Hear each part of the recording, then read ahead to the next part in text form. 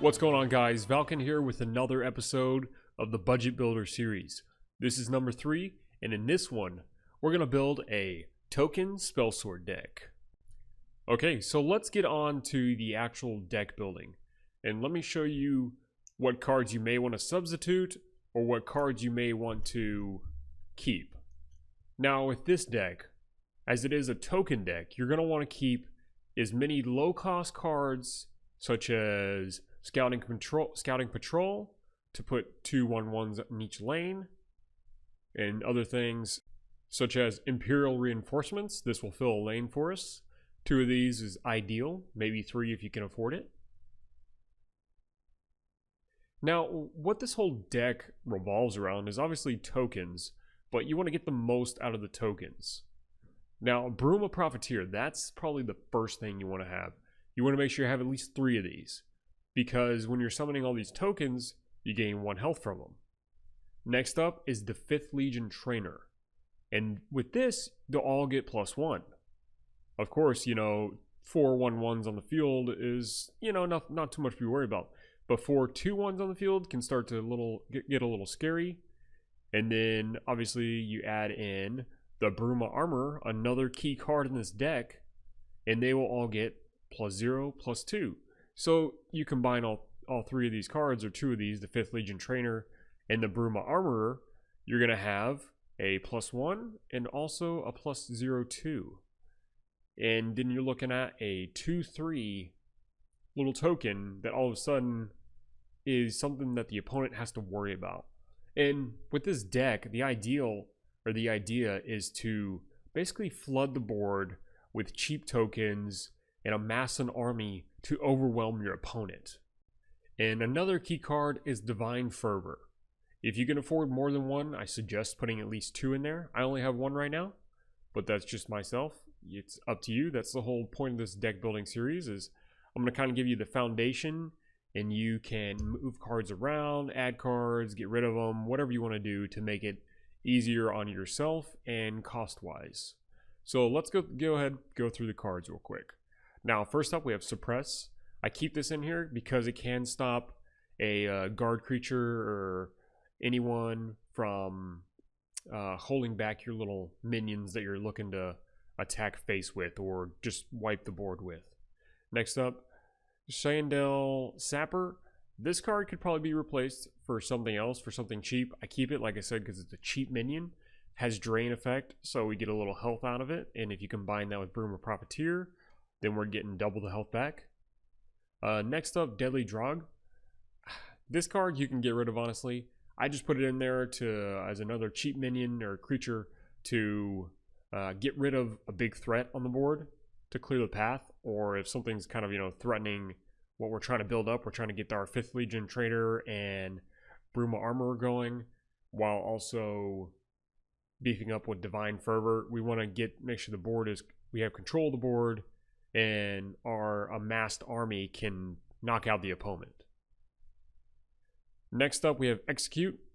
2 of these is ideal because it can help you out in early game. If someone throws out a 0/6 guard or something, or 0/5 guard, and it's stopping your little 1/1s from getting past, use Execute or Suppress, something like that, to get rid of them.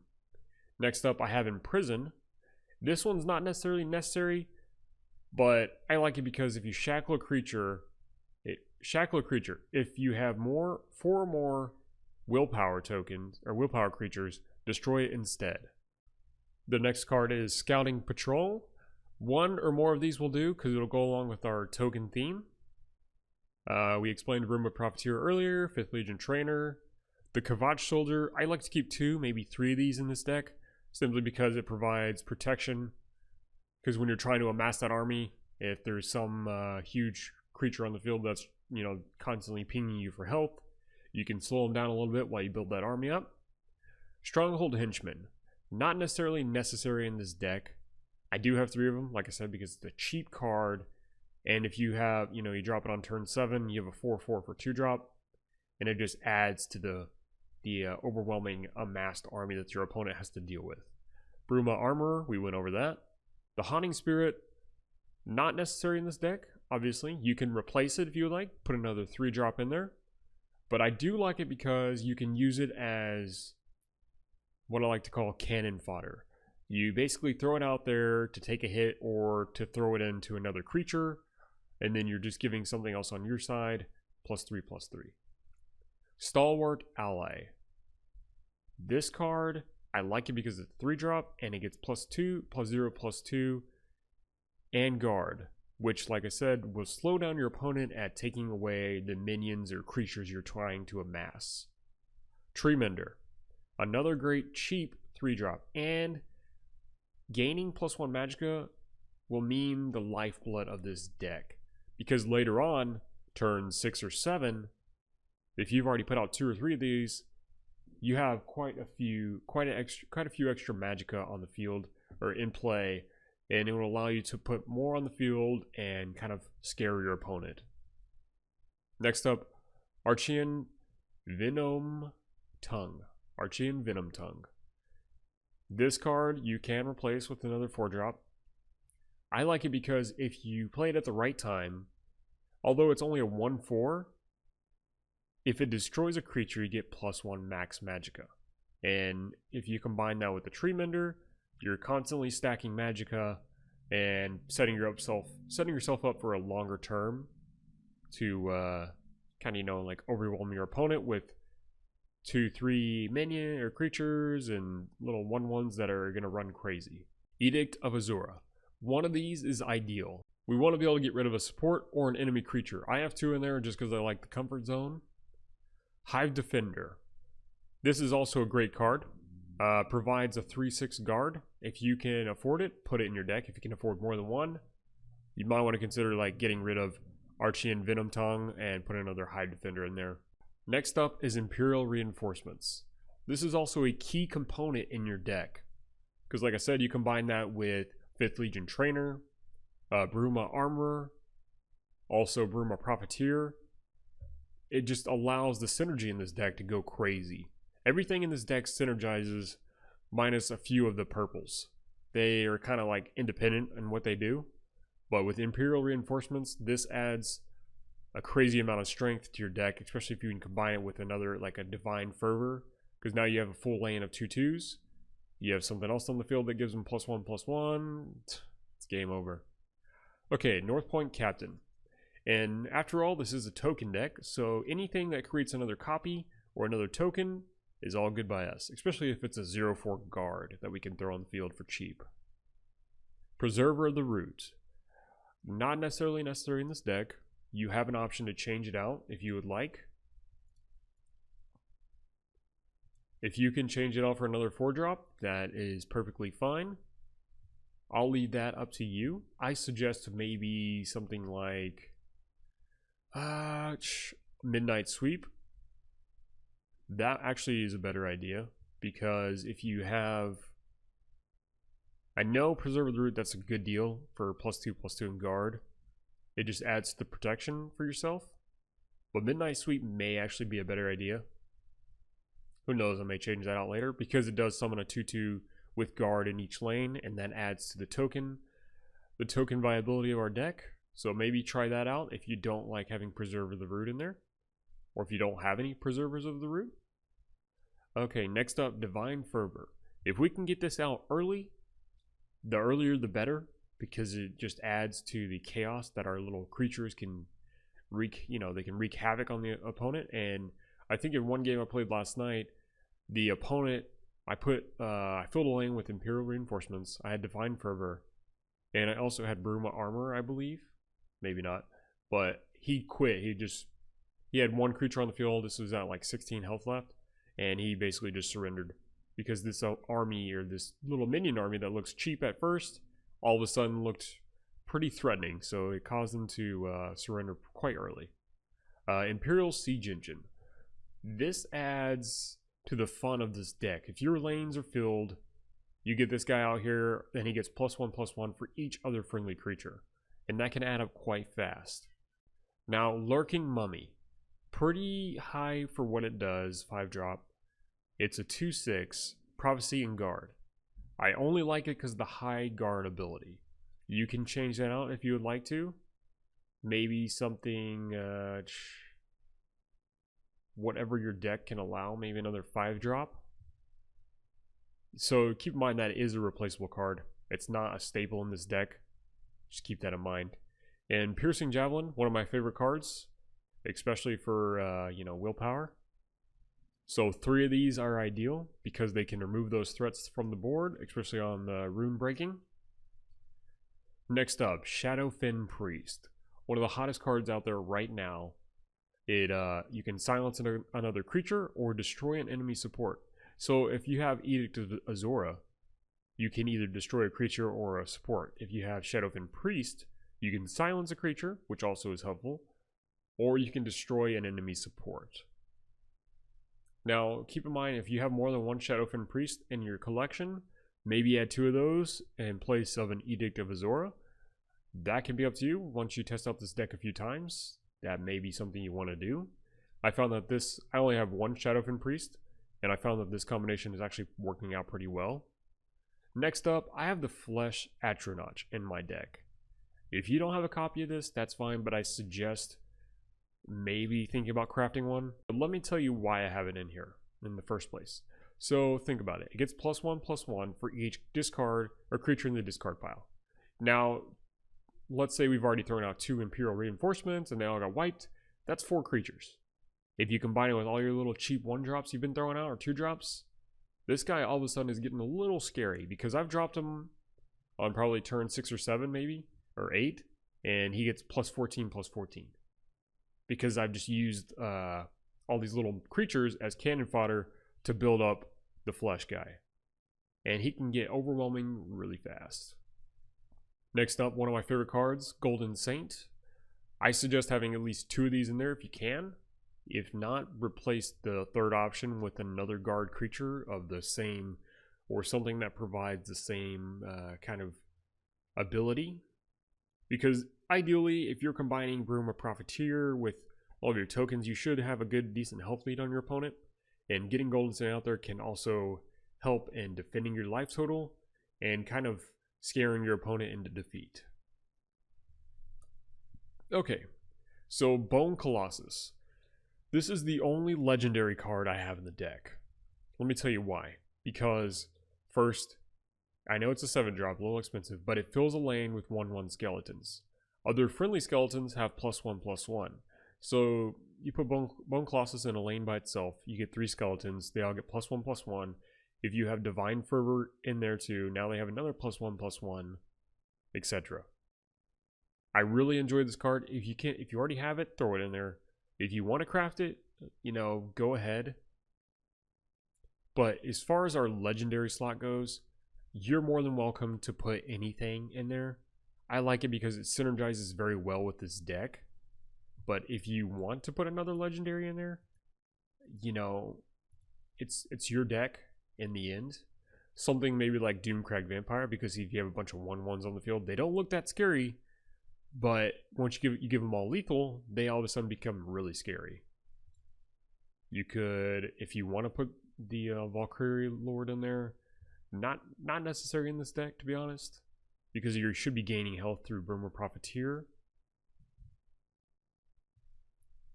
General Tullius, if you have General Tullius, please put that in there instead of Bone Colossus, because he summons a 2/2 in each lane, so that adds to our token ability. When a friendly creature dies, General Tullius gains +1/+1. So if you can afford it, put it in there. If you already have it, put it in there instead of Bone Colossus. The ideal with these decks is to have maybe 1 legendary in them, and usually it's a legendary you already have, unless you're willing to spend the 1200 to craft them. Just keep that in mind. It's not absolutely necessary to have the Bone Colossus in there. You could do this, Rising Legate, summon a 1/1 Imperial Grunt. Not that great for how much it costs. Because if you're going to do a 7-drop, I'd rather do Bone Colossus. So those are just my suggestions. I would definitely do General Tullius if you could afford it. So, yeah. Okay, and the last card, Legion Prefect.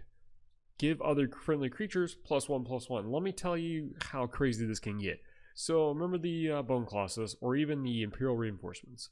We filled a lane with 4/4s, right? Or 4 1/1s. Divine Fervor's in play, so they're 2/2s. Now we drop Legion Prefect on turn 7. I have 2 of them, so if you can stack them 2 turns in a row, that'd be insane if you get that lucky. And now they're 3/3s.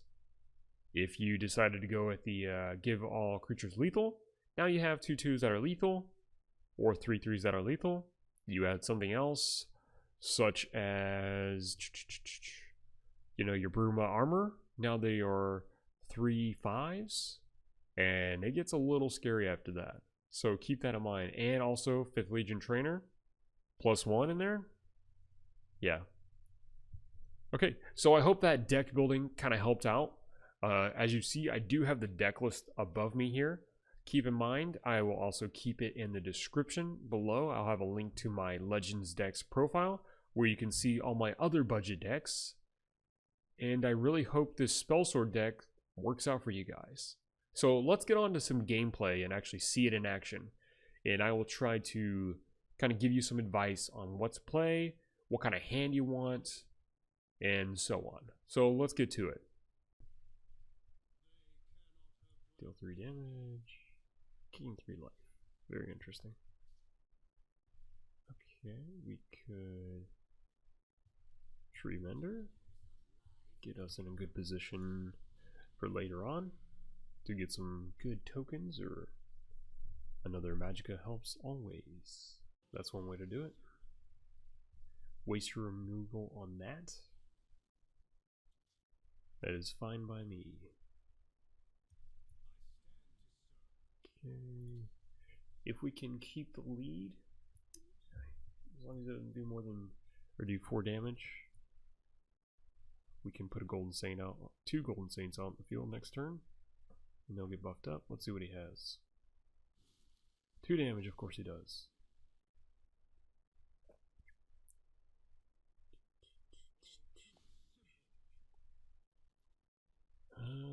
We should be able to still pull it out.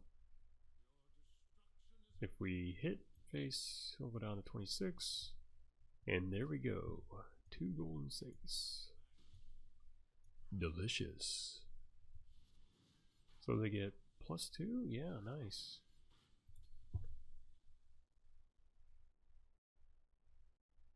Yeah, the Imperial Siege Engine is great if you have a bunch of creatures already on the field. So, assuming we can keep these guys alive, which I don't know if we can, because they'll probably throw Ashlander into that. If it doesn't kill it, or it won't kill it because it's only 4 total, he'll probably throw that.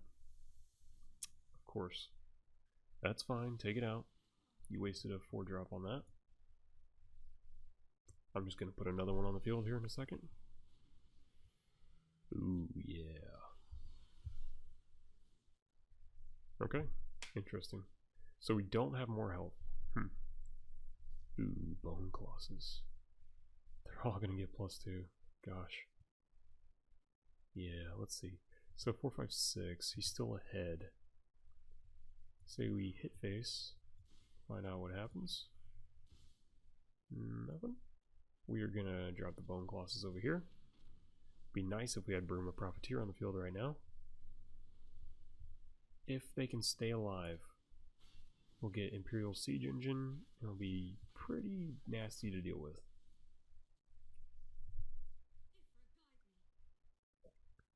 So if these guys go, that just keeps adding to the flesh atronach.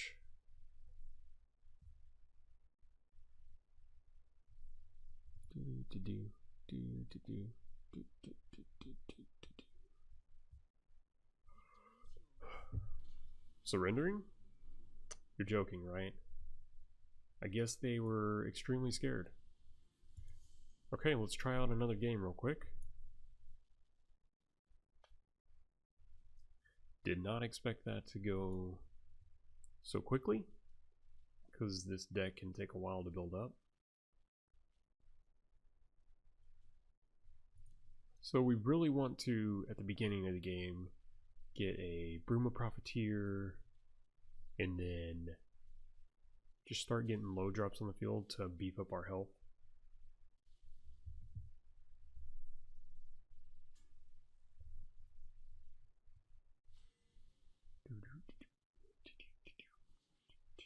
See, this is too early for that. We'll keep the suppress. And we'll take the execute. Nice. That way we can get rid of a minor threat to keep control of the board.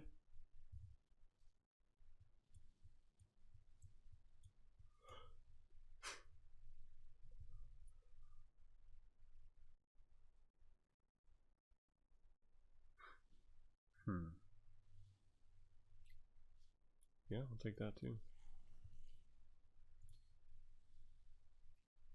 Remember fighting these guys in Skyrim, they fall apart in like 5 seconds.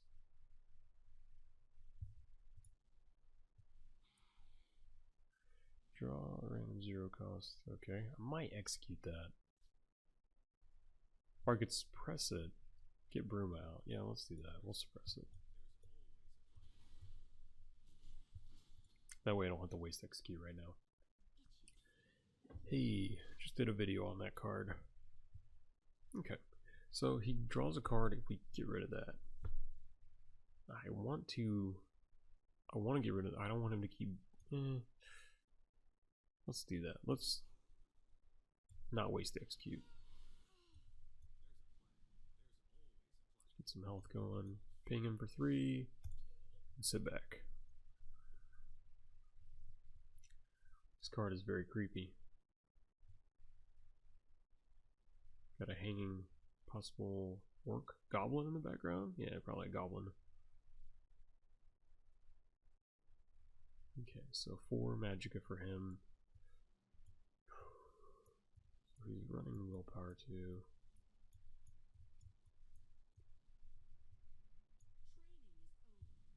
Okay. What else are you gonna put out there? Nice. I might just execute this guy. Because I really don't want his attacks to start beefing up. So let's do that. Let's execute. We will get this guy out here. And we'll go ahead and ping him for 6. Give him 2 cards. Why not? Let's be nice. Ideally, you shouldn't do that unless you know you're in a good place and they have minimal cards in hand. Because the last thing you want to do is give them more removal, which we probably did. Use the crushing blow? No.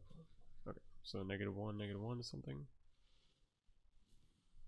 Okay, let me guess he attacks that one. Well, you're gonna die either way.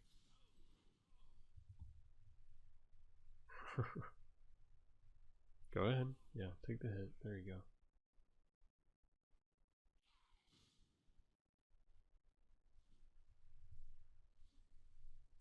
There we go. So, this is what we're gonna do. Let's see. 6. Hell yeah. Time to do some life gain.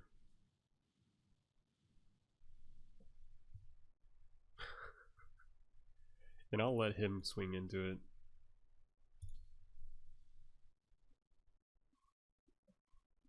Now we just need to get some cards that give our little tokens over here some pluses.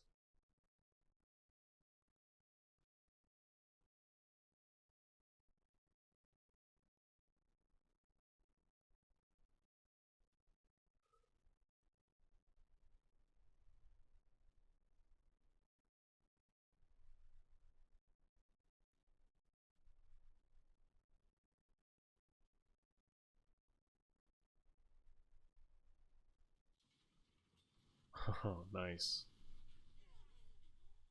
Nothing Piercing Javelin won't fix, or a Edict of Azora. We'll have to see what happens. Ouch. Okay. Just go ahead and ping him. Not gonna do much. He doesn't have regenerate, I don't think. Okay.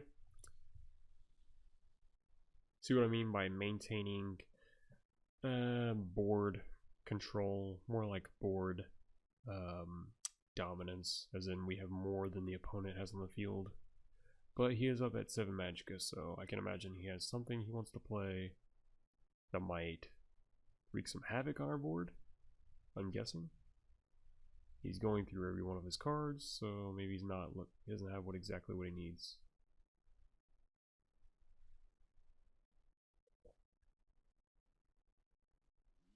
Okay. Give all of the goblins +2/+2. That's good. Nice. So he's gonna just. No, this doesn't have enough. That's interesting. Let's see. What do we got here? So we are slowly pinging away at this gate. Getting some health. Don't really want to give him a card, but I need to keep pinging him. That's basically the only thing that's keeping us ahead right now, is we're putting pressure on him. Now he has what he needs to probably get rid of most of what's on the board.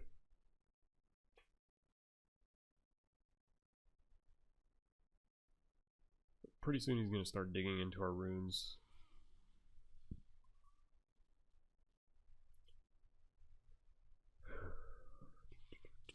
Okay, so if you have any items, so we'll take this down next turn. Depending on if he trades here or not, I might trade into it with Hunting Spirit. Or you can do it for me. Thanks. That's interesting. I feel like you should have saved that. Here we go. Dun dun dun.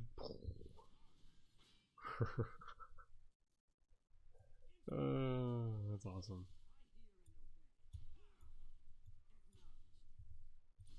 I have another card. Okay, so he definitely has to put a guard creature out or answer the threat, because we have 2, 4, 6, 5. That is 11.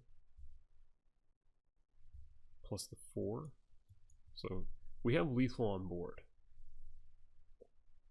The question is, can he answer it? Well, he has 9 magicka, 7 cards in hand.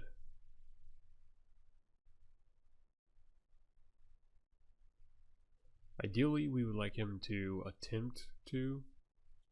So, I mean, if he has a piercing javelin, I'm sure surprised he hasn't used it yet. Because he used it earlier. How many has he used so far? Just one? What is this guy? Destroy wanted creature. Okay, I'll take that. 6, 10. We are still at 10 damage. Guard creature? No, +3/+3. That's not going to help you, buddy. If anything, that's going to help me. That's game right there. I'm pretty sure. Just to be safe, we'll swing. Swing. No prophecy. And we are good. Okay, guys. Now that's how it's done with the token Spellsword deck.